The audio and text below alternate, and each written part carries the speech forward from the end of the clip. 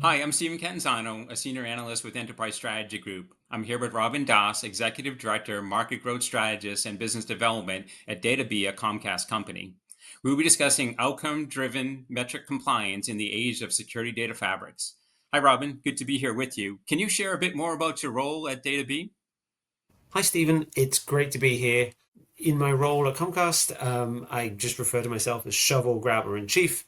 Wherever there's a shovel, wherever there's a hole, I'll pick up the shovel and start digging. So I do many different things, but I'm really excited to be here today and talk to you about security data fabrics and outcome-driven metrics. Yeah, thanks, Robin. Why don't we start by grounding our audience a bit? How do you define the security data fabric in the context of cybersecurity, and why is the concept really gaining so much traction right now? Yeah, and so maybe we start with why the concept's gaining so much traction right now. I think, when you think about cybersecurity, it really has become like a data management problem. And why do I say that? It's things like, the shift to the cloud, work from home, the dissolving of like the firewall and the perimeter, Internet of Things. And I think the systems that used to store all that security data, think about a legacy, security incident and event management system or a SIM. I think they're sort of challenged because it's sort of built on sort of this older technology. And so I think you really need newer architectures and newer ways of doing things. And one of those things is a security data fabric. And simply the concept is you extract sort of the data from where it's produced, you clean it up, you normalize it, you standardize it to a common data model, and then you put it then is this kind of single source of truth, and from there you feed all the applications that need to be fed by it. Yeah, thanks, Robin. Yeah, some of our research is also showing that, security data fabrics are increasingly being used as a foundation for a host of continuous threat exposure management applications. We found that 30% of organizations cite managing the volume of vulnerabilities they face as a top challenge, while another 38% also struggle with prioritization. This is really highlighting why security data fabrics are becoming increasingly critical. So, Robin, when people think about doing this on their own, what do you think some of the challenges are of building their own security data fabric? Yeah, I mean, it's a great question, and we speak to plenty of potential customers and sort of people in the industry, and some of them have gone their own way and sort of tried to build this. I mean, I think the first thing is just like as with anything, it's a really steep learning curve, right? So you have to like learn how to sort of enter this new world of data management. If you're in a security organization, you've probably got expertise in sort of threat hunting or exposure management and patching, and so you have to like learn a completely new set of skills, and so that puts you on a bit of a journey. And so I think the first thing is time, right? Like it's a 2 to 3 journey at least. And then on the second point, you got to hire and manage staff with like different skill sets, different expectations, different needs from a management perspective than potentially a lot of the CISOs are used to. Hiring and managing. One of the other things that always kind of springs to mind is like engineers love to build things. They really, really don't like to document and QA things, right? And so if you think about that, if you do build your own, that's great. But how do you think about not just today but tomorrow and that ongoing maintenance? Observability, the telemetry, if you think of vendor changes and the underlying data structure changes, how does your home built solution catch this? And then finally, I kind of think of it as really just like a division of labor, to be honest. Um, you know, data cleaning and normalization is not exactly glamorous work. It's like this unglamorous, messy work. No one ever got a gold medal for your data pipelines being pristine. And so think about that division of labor when you do build your own. Of like, do you really want to be spending your time thinking about data pipelining and has data from point A gone to point B, or actually are you wanting to use this data and do more interesting like analysis on detections and vulnerabilities and that type of thing? And those are the things that I think get lauded in an organization. The sort of messy plumbing work is, again, it's necessary, but is that really the thing that's going to get you promoted? Yeah, and I think one of the other challenges is really around compliance with frameworks, such as NITS and PCI and SOC 2. And so, where do you see organizations failing to operationalize compliance, and how do they look at governance as well? Yeah, yeah, because obviously that's sort of part of this. I mean, I think the first thing, one of the challenges we see from speaking to our customers is just sort of inadequate sort of metrics, or just a difficulty with kind of getting the right metrics and getting the right data that kind of goes into those metrics, right? And so, yes, you have these great compliance frameworks, but how do you actually kind of implement them, and how do you sort of account for the nuance within the business? And then, sort of on the top of that point, like how do you have a single source of truth, across the organization, especially when you're trying to report these consistent, reliable metrics, like that's another key piece of the challenge. And like, trying to come up with this single reliable, standardized source of truth that everyone can be fed from is where I think some compliance programs can fall down. And I think governance is really important, but also maybe equally, if maybe not more so important than the governance, is the accountability.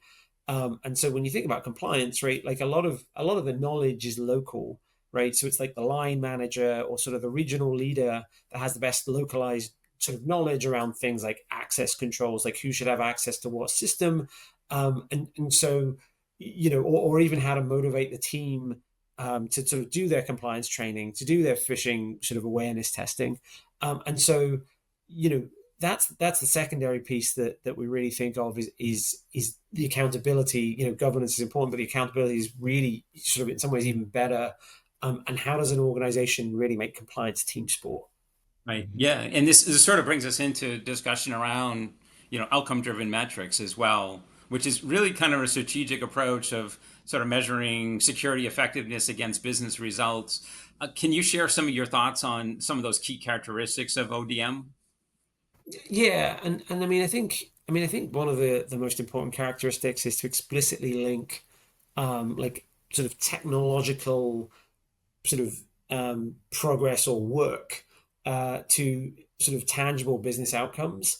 Like you sort of like sort of in cyber, we like sort of dwell in a lot of like dense cyber jargon, and there's like a lot of technical stuff that we know is good for the business, but how do you then sort of translate that, and how do you sort of bring it up a level, for sort of consumption by people like CFOs and CEOs and the board of directors that maybe aren't as grounded, in that cyber knowledge. And so I think that there's that piece, and then there's like the sort of way that you sort of approach preparedness.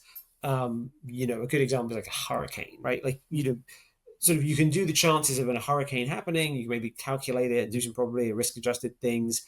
But the trouble is, if it does hit, the damage is extensive and probably expensive. And so, like, I think we need to kind of change the discussion from like, oh, if or when. Like, well, the definitely is not if, it's now when. But I think we can start to like show our progress to things like, have we boarded up the windows?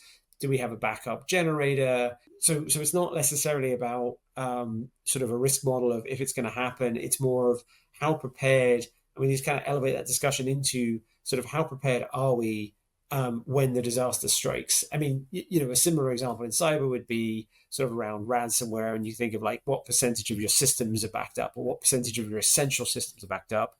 You know, how many systems have been tested with data recovery. Those kind of things kind of give you sort of more concrete SLAs around ransomware, versus like some of the more ethereal metrics that are sort of out there. And again, link it to specific business outcomes, or specific things that can happen. Right. Yeah, you mentioned boardroom activity. I think that's an interesting one. When you think about ODM, how do you see that sort of helping boards really understand some of the technical aspect? We see that a lot more now that boards are really getting more involved in, cybersecurity threats and risks.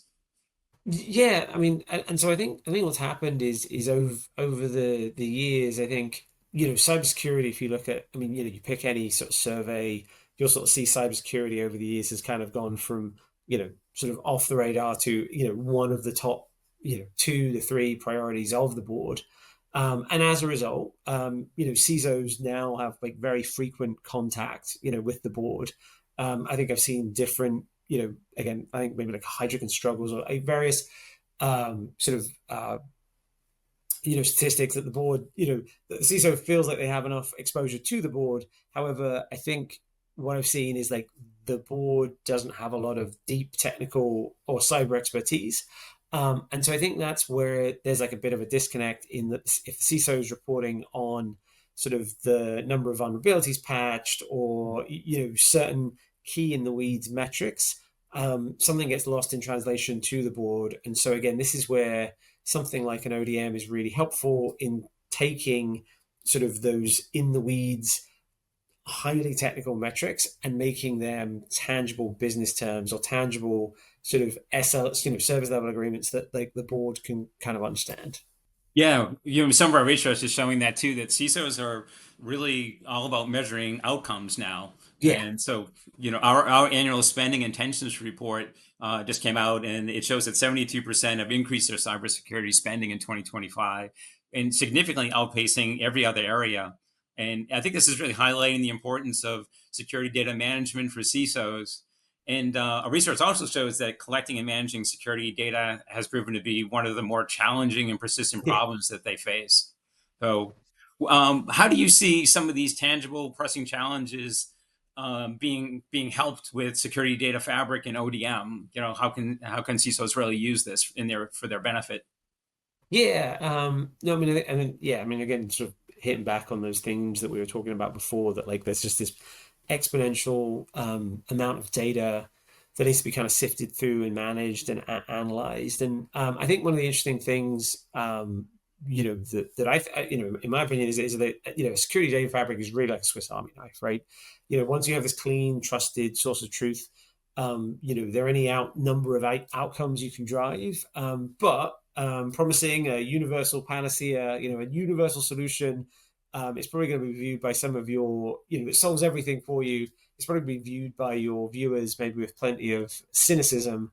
And so, we really think of this as like, it's a journey, and think of it as like just kind of crawl, walk, run. Like, I mean, if nothing else, the crawl is if you can start to not have to make those trade-offs about your security data, right? So if you don't, if you're not having to decide, again, we talked a little bit about SIMs, but like SIMs are getting if you want to store all the data that you wanted to inside a SIM, it's very expensive. And so you either have lots of money to spend on that, or you're sort of making trade-offs. And so, the crawl is like if we can just kind of help you, the CISO, get all your data in one place and have a single source of truth and not have to make you make the trade-offs, like that's crawl, right? That's step number one. And that kind of helps the CISO with the data management problem. And then walk is now, okay, well, now you have this single source of truth, where all your security data is consolidated and normalized and reliable. And so then it can really enable this ODM type of reporting, right? So you don't have to worry about the underlying data changing. So you can start to use it to report up metrics to the board, because you don't have to worry about quarter to quarter all of a sudden numerators and denominators flipping all over the place. You can kind of start to give them this like consistent, repeatable sort of numbers that sort of show your progress. And so that, I think, is like the walk piece, and because you can now enable this kind of like ODM reporting. And then the run piece is like, now you've given CISOs control of their data, so they can sort of do a lot of different things. They can start to ask sort of the audacious questions. Our CISO Nupert Davis sort of started down the journey of a data fabric so she could ask these audacious questions and then receive answers to them. And so then, that's the really sort of some of the ways that we kind of think of it is the most pressing challenge, like you said, is like data management. And so a security data fabric can just like help you with that basic task. And then from there, you can just kind of build, again, into ODM frameworks that, there are other things that you can do, but that's a really good first step to think about how do I get better, more consistent board reporting. And then finally, sort of the run is, the world, sort of once you have this data, that the things that you can do with it are sort of only limited by your sort of, imagination and business needs. Yeah, and you've brought up trusted data source a couple of times, and I think that's so critical right now, especially in the age of AI. As we're starting to look Yeah, at AI, AI only works well with trusted data, right? correct. So maybe we can talk a bit about what's really going on with AI and how it's really becoming strategic.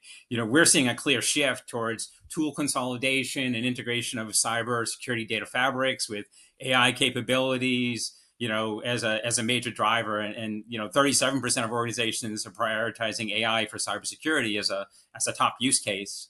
What are your thoughts about AI and automation, particularly with like AI agents? Changing the way organizations can manage, normalize, and combat threat actors. Yeah, I mean, and obviously, it is. I guess we're in year three of this not being a legitimate business discussion if we don't at least mention AI 22 times. Yeah. Um, I mean, obviously, you just need to look at the money that's flowing into the space from a VC perspective. These astronomical valuations on the more established players. I mean, the hope is that it really is going to revolutionize like multiple industries, change the game for multiple things, productivity gains, et cetera, et cetera. I mean, I think you sort of touched it on, but like again, going back to maybe not send somebody to sleep that's watching this, but going back to the like unglamorous, like often overlooked piece of this, which is the cliche is garbage in, garbage out. And so to your point, like the data is actually very, very important. And then the second piece of it is, if you look at the investments that, OpenAI, Google, and Meta are all making in data centers, like running these models is not free, right? So there is an actual cost. And I think, we've been running really quickly at it. And I think finally now I've started to see a few more, articles and thought pieces starting to ask about, the cost of all the AI. And so those two things I think are really interesting because, if you take a step back and you sort of combine that data and you structure that data and you normalize that data in almost like a normalized sort of BAU sort of non-AI way, it actually has like a couple of really key benefits. Like the first thing, it sort of just enables like cheaper models because you're making the AI do just one thing versus two things, right? And so the cognitive load is kind of eased a little bit on the AI sort of upfront.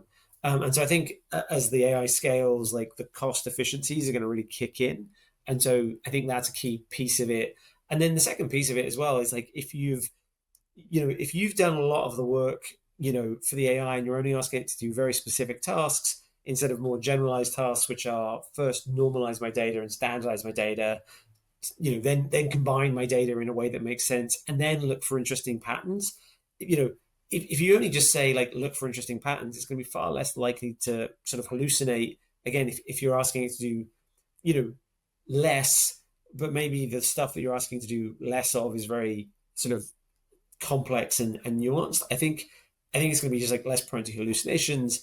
And again, from Black Hat, like I think that was a couple of weeks ago. One of the things I think was really interesting was like that was one of the major concerns that from speaking to people on the floor, like it was about the hallucinations. I think was one of these key challenges with the AI. And so again, if you can sort of box in the AI into what it's really trying to do, and sort of put as many guardrails around it as possible, like that's only going to serve you well from both a cost and sort of a lower cost and sort of less prone to hallucinations kind of pattern. And so it literally just comes down to the basics, at least from our perspective.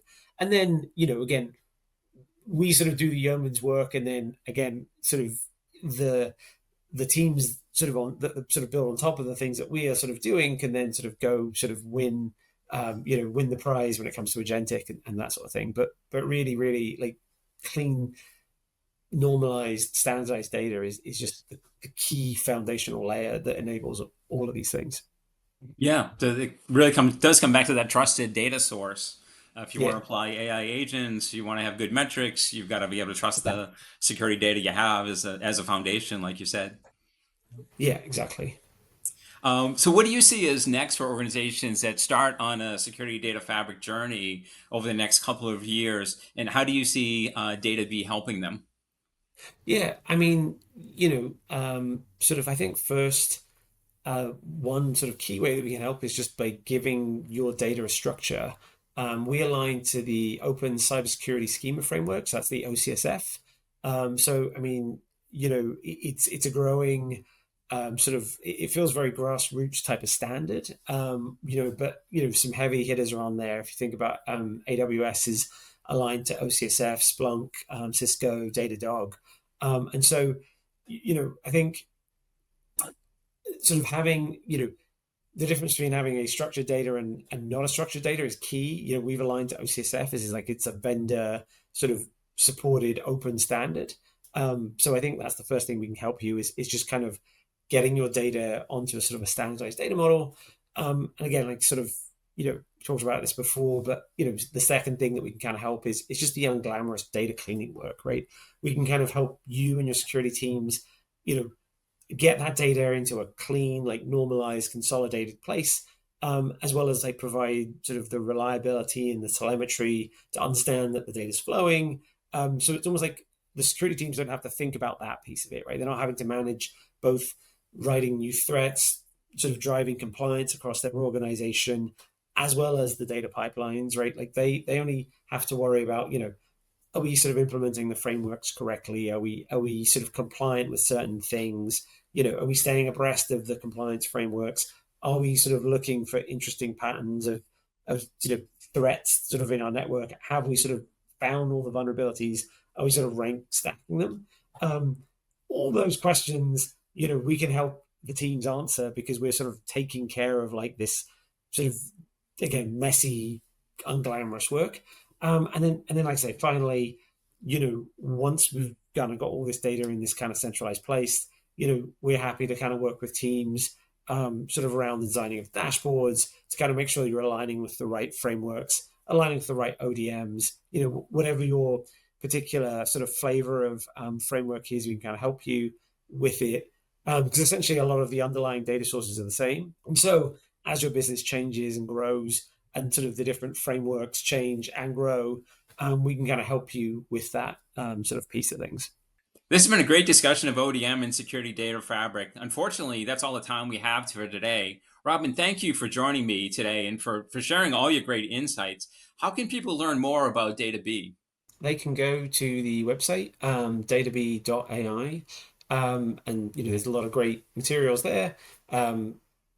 As well as like if they request a demo, they can sort of get in touch with me directly. So I look at the demos that come in. So be more than happy to talk to anybody about the security data fabric journey and ODMs. So thanks.